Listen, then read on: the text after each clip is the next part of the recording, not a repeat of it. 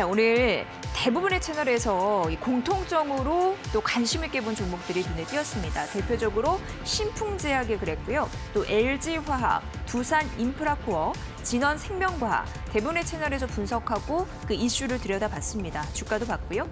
또 삼성바이오닉스는 이데일리TV와 MTN이 분석을 했고, 포스코, 한국경제TV, 매일경제TV가, 그리고 나라MNT, 한국경제TV와 MTN이 분석을 한 그런 특징주였습니다. 이외에도 이데일리TV는 LG전자, KB금융, 후성을 얘기를 했고요. 한국경제가 하나솔루션, 사마알미늄을, 매일경제TV는 KPM테크, 나인테크, MTN이 줌인터넷, 현대상사를 분석을 했습니다. 네, 정태근 팀장과 함께하고 있습니다. 팀장님, 오늘 뭐 대체적으로 비슷한 종목도 분석하기도 했고 또 개별 종목을 또 보기도 했고, 자, 어떤 느낌이 드셨어요? 제가 말하려고 했던 걸 말해보셨네요. 아, 그래요? 대부분 그러니까 여기서 큰 틀에서 벗어나진 않는 것 같더라고요. 그러니까 그만큼 시장에 종목이 그렇게 많이 안 보인다는 본 게 맞는 것 같아요. 맞아요. 그러다 보니까 많이 좀 겹치는데. 또 오늘 또 유난히 또 하락하고. 그죠. 이런 시장에서 이 증권업이라고 하는 이 통칭 증권업을 하고 계신 분 상당히 힘들 거예요. 왜냐하면은 솔직히 이런 시장에서는 쉬어야 맞는 거거든요. 현금 확보가 맞는 거거든요. 아, 현금 확보가요? 맞는 건데 프로그램 특성상, 방송 특성상, 뭐 추천전 이런 종목 얘기를 안 할 수가 없단 말이죠. 그러니까 그런 게 아마 근데 그런 게 저는 개인적으로 생각했을 때 좀 딜레마인 것 같아요. 억지로 해야 되는 날이라서. 그러니까 직장인도 1년 중에 휴가란 게 있는 거잖아요. 그것처럼 지금 시장도 솔직히 3월 달부터 지금 8월 달까지 쉼없이 달려왔거든요. 1,460포인트 부근에서 2,400포인트면 되게 많이 온 거잖아요.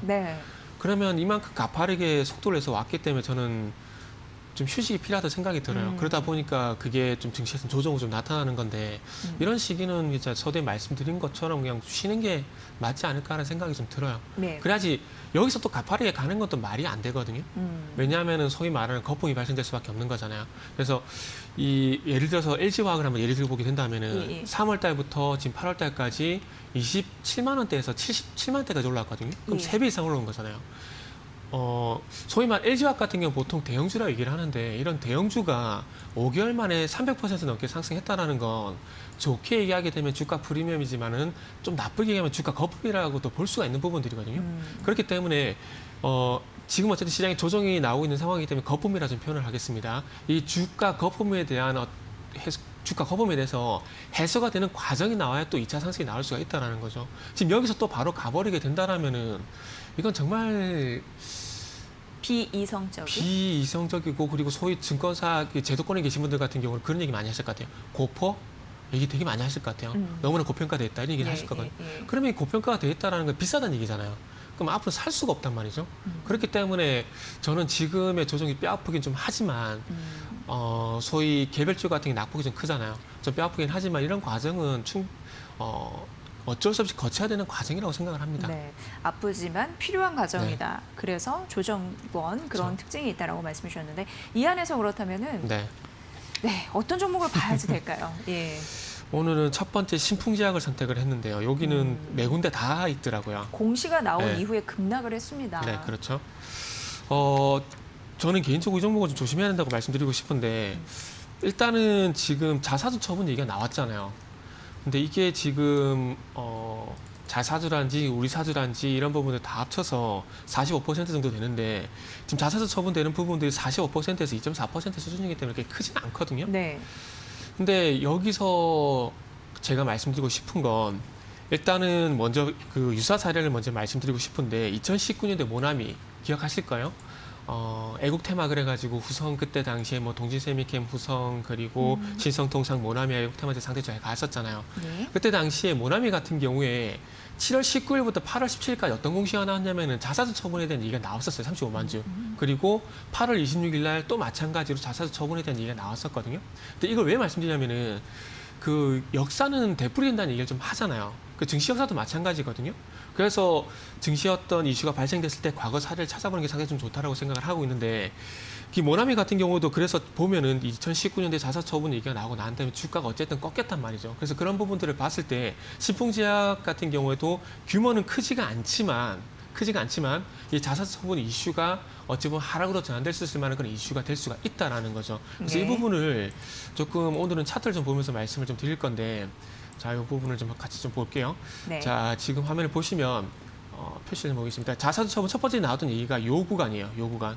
근데 요 구간인데 어쨌든 7월 19일부터 8월 17일부터 진행이 됐기 때문에 평균 단가가 적어도 한 6,500원 이상 된다고 볼 수밖에 없어요. 그리고 나서 8월 26일 날 또 마찬가지로 자사주 처분에 대한 얘기가 나왔거든요. 그리고 난 다음에 주가가 완전히 그냥 꺾여버렸어요. 그러니까 항상 차트가 똑같은 것은 아니지만은 주가가 꺾일 때 어떤 이슈가 나왔는지에 대한 어떤 체크 정도는 분명히 좀 필요하다는 거죠. 모나미 같은 경우도 마찬가지거든요.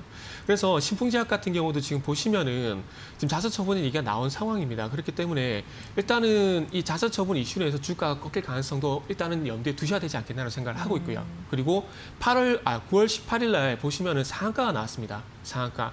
근데 굳이 이 자리에서 상한가가 나왔을 때 이게 따라가는 게 맞는 것이냐, 그리고 또 추가 상승이 나오는 것이 맞느냐, 여기도 또 고민도 좀 해야 되거든요. 지금은 많은 분들의 기억 속에서 좀 사라지긴 했지만은 신라진이라는 종목, 2017년도에 상당히 뜨거웠던 종목이잖아요. 지금 거래 정지가 돼버렸는데 이 종목을 차트를 좀 살짝 좀 당겨보게 되면 네. 자, 2017년 좀 가보겠습니다. 자, 여기 보면 보세요. 날짜를 보게 되면 2017년 11월 20일이에요. 이때 당시에 이 10만 원이 넘은 자리에서 상한가가 나왔단 말이죠. 여기서 과연 따라가는 게 맞을까요? 라는 생각을 해봤을 때, 물론 지나고 나서 이런 얘기를 하시는 부분들이 하지만은 이런 자리에서 상한가가 나니까 많이 올랐다에 대한 어떤 기준을 잡기가 좀 애매하긴 하지만 신라젠을 보게 되면은 이 10만 원 넘게 오른 자리에서 2만 원대 부근에서 올랐다 하도 5배 넘게 상승이 됐거든요. 5배 넘게 상승이 이루어진 자리에서 상한가가 나왔다. 이거는 누가 보더라도 마지막 불꽃이 될 가능성이 상당히, 불꽃놀이가 될 가능성이 상당히 높다라는 거죠. 그래서 그 이후에 주가 흐름을 보시면은 주가가 이 부분을 기점으로 해서 주가가 더 이상 가지 못했다라는 거죠. 그래서 이 사례를 봤을 때 신풍제약 같은 경우도 마찬가지로 지금 자리에서 굳이 이 상한가가 나와야 되나? 라는 생각을 해봤을 때 이것은 절대 따라가면 안 된다는 결론을 낼 수가 있다라는 거죠. 종목 상담하실 때 앞으로 이 종목의 차트가 어떻게 될지 궁금하신 분들이 제가 볼 때 상당히 좀 많아요. 그리고 모를 수밖에 없는 부분들이고요. 그래서 그러다 보니까 전문가분한테 많이 의뢰를 하는데 오늘 이 신풍제약이라는 종목을 한번 예를 들어서 어떤 기술적 분석에 대한 말씀 드려보자면은 과거 사례를 찾아보는 게 제가 볼 때는 제일 맞는 것 같습니다. 어떤 이슈가 터졌을 때는 그 이슈가 터졌을 때 과거 종목들이 어떤 움직임이 있었는지, 그리고 기술적으로 보았을 때도 뭐 신풍제약을 예를 들게 되면은 9월 18일 상한가가 나왔는데 이게 더 가는 게 맞는 건지 아니면 여기서 꺾이는 건지에 대한 부분들은 과거에 그랬던 종목들이 있다라는 거죠. 그래서 신풍제약을 참고로 해서 이 지금의 신풍제약 상황에 대한 공부를 해보자면은 과거의 모나미라든지 신라젠이라든지 시젠 같은 종목들을 한번 보게 된다면 충분히 공부가 되기 때문에 이런 부분들 좀 중점적으로 저는 개인 투자자분들께서 그 소위 말하는 도안개미 분들께서 좀 공부를 하셨으면 좋겠어요. 네. 올해 주가가요 2,572%나 예 이거 폭등이라고 네. 예 말도 안 되는 그런 수치가 나왔는데 정말 말이 안 되죠. 네. 근데 이런 부분에서도 뭐 힌트를 주신 부분이 있으니까 그거 네. 잘 또 참고하셔서 투자 전략 대응해 보시면 될 것 같습니다. 예, 이거 잡으신 분들은 뭐 대박이고요. 예. 자, 그리고 이제 두 번째 특징 좀 가보도록 하겠습니다. 두 번째는 이제 삼성 바이오로직스. 볼 건데요. 이데일리 TV와 MTN이 네, 이데일리 TV와 관심 있게 MTN. 오늘 봤습니다. 특징주로. 네. 예. 이제 그 3.8억 정도 수주를 받게 되면서 올해 수만 이제 2조가 돼버렸습니다. 네. 이제 작년 매출의 3배 수준이거든요. 이 정도면은 누가 보더라도 올해 대폭의 턴어라운드 예상되는 부분들이거든요. 네. 근데 주가는 아쉽게도 오늘 지금 현재 0.14% 보합권입니다. 누가 보다 좋은 뉴스거든요. 좋은 뉴스인데 주가가 안 갈 때가 있습니다. 사상 최대 실적이라 그러는데 안 갈 때가 있는 부분들이고요. 근데 이럴 때는 조금은 선반영됐을 가능성도 좀 염두에 두는 게 좀 좋지 않을까라고 생각을 좀 하고 있습니다. 왜냐하면은 지금 삼성 바이오로직스 같은 경우 지금 80만 원대에서 지금 주가가 멈춰버렸거든요. 주가 상승이 멈춰버렸거든요. 그런데 작년 그 10월 달부터 올해 4월 달까지 수주 소식이 계속해서 나왔었습니다. 그러면서 올 상반기에만 수주가 1조 7천억을 기록하게 되면서 작년 대비 250%가 나왔거든요. 그러면 250%에서 550%, 6%를 가기를 시장에서 원해요. 그런데 250%, 300%이기 때문에 이 수주에 대한 이슈는 좀 선반이 됐을 가능성이 좀 있다라는 겁니다. 그리고 삼성 바이오로직스도 마찬가지로 작년이긴 하지만 작년 8월 달부터 보게 되면 24만 원대에서 이것도 86만 원대까지 올라왔습니다. 거의 400%가 올랐죠. 1년 만에 400%가 올라온 거거든요. 어떤 이유든지 간에 삼성 바이오로직스 같은 경우도 86만 원의 주가가 작년부터 쉼없이 올라왔다라는 거에 대해서는 부정할 수 없다라는 거죠. 그러다 보니까 주가가 좀 쉬어가는 가능성이 나타나고 있는데 이게 6개월이 될지 또 1년이 될지는 알 수가 없습니다. 하지만 중요한 건 삼성바이오로스 같은 경우는 좋은 이슈가 있고 이 부분이 실적과도 실제 긍정적 영향을 줄 수가 있음에도 불구하고 중요한 것은 쉬어갈 수밖에 없고 지금은 추격 매수는 조금은 자제를 하는 게 좋을 것 같다는 말씀을 좀 드리고 싶네요. 네, 주식공장처럼 이제 하반기 같은 경우도 공장 가동률이 풀로 네. 삼성바이오로스는 돌아갈 것으로 예상은 되는데 문제는 이제 기대감도 반영이 됐고 주가가 이미 또 올라간 흐름들이 있어서 투자 유의사 또 앞에 그 신풍장 좀 비슷한 그런 맥락이 아닐까 싶습니다. 급등에 따른 그 쉬어가는 흐름들도 우리가 받아들여야 되니까. 그렇죠. 예, 그런 부분도 참고해 보시면 될 것 같습니다. 삼성바이오주스 중장기 성장 동력 확보됐다고 하는데 약간 그런 부분 투자 유의사항이 있으니까 참고해 보시고요. 세 번째 특징 좀 가볼게요. 네, 팀장님. 세 번째 종목은 두산인프라코. 이것도 이데일리, 한국경제 MTN. 오늘 이데일리가 많이 꼽히네요. 시가 대비 상승폭 확 올렸습니다. 네네. 이제 불확실성 털어냈죠. 네. 예. 결론부터 말씀드리자면 이런 종목들은 추적 매수하는 게 맞아요. 추격 매수. 추적.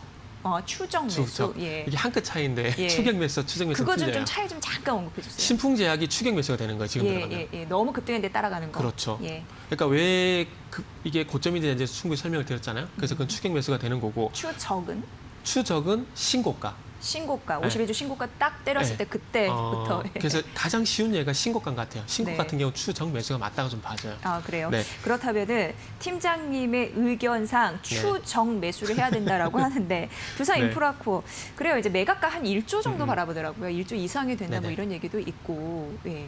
참 신기한 건 두산중공업이 두산인프라코의 지분을 매각하는데 두산 밥켓의 지분을 매각을 안 하더라고요. 그렇게 봤을 때 두산인프라코가 지금 뭐 회사 분할을 한다고 그러는데 그럼 제가 봤을 때는 인적 분할보다 문적 분할로 갈 가능성이 상당히 높을 것 같아요. 왜냐하면은 분할을 했을 때 사업 부분과 그리고 투자 부분이 있잖아요. 투자 부분이 이제 지주에서 정점이 있고 그 아래 사업 부분인데 이게 물적 분할을 해야 두산 밥켓에 대한 지분이라든지 그리고 두산 인프라코어에 대한 어떤 지분이 두산중공업 입장에서는 확실히 확보가 되기 때문에 그리고 두산 밥켓의 지분을 지키려면 제가 봤을 때 인적 분할보다는 물적 분할로 가지 않을까라고 좀 조심스럽게 예상을 좀 해봤습니다. 그래서 앞으로 이런 그 분할을 통해서 매각을 하게 되면은 이제 또 유동성이 확보가 되고 지금 자구책으로서 3조 6천억 정도의 어떤 자금이 마련이 돼야 되는데 네. 이 자금이 마련이 되게 되면서 조금은 이제 유동성에 대한 문제가 좀 해결이 되지 않을까라고 생각을 하고 있습니다. 여기까지는 이제 뉴스 기사에 나온 거니까 예. 이 정도 마무리를 하고 차트를 보면서 좀 말씀드릴게요. 네. 지금 이 종목을 차트를 좀 보면서 말씀드리면 최근에 6월 달 이후에 보시면 아시겠지만 6,000원대, 8,000원대가 돌파가 안 되고 있는 상황입니다.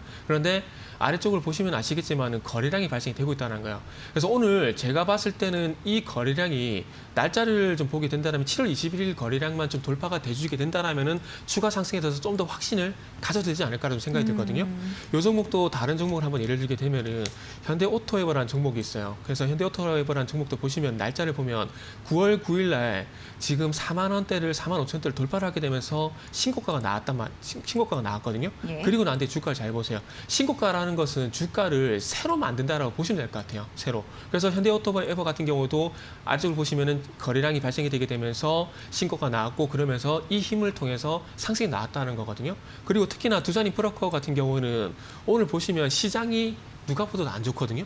그럼에도 불구하고 지금 16%의 상승권을 유지를 하고 있다는 건 그만큼 지금 상승 힘이 제가 봤을 때 강하다라고 볼 수밖에 그렇죠. 없는 거예요. 네. 결국 시장이 좋든 나쁘든 누군가 사주면 분명히 주가는 갈 수밖에 없어요.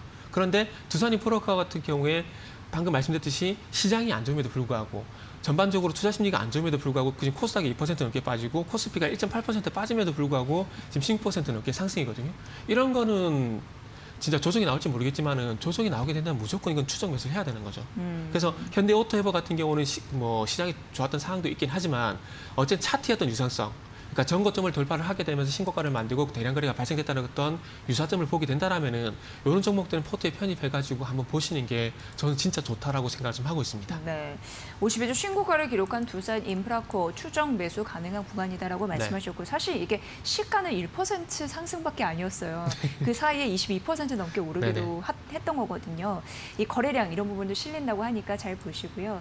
그 리스크, 소송 리스크 이런 부분 좀 해결이 되다 보니까 네네. 매각 금액이 좀 부풀어지고 만들어지면서 그러니까 네. 정당한 가치를 이제 받으면 이제 올라가는 거죠. 그러면서 오늘 긍정적인 또 그 기록을 만들어내고 있다라는 점에서 여러분들 잘 참고해 보시면 될 것 같습니다.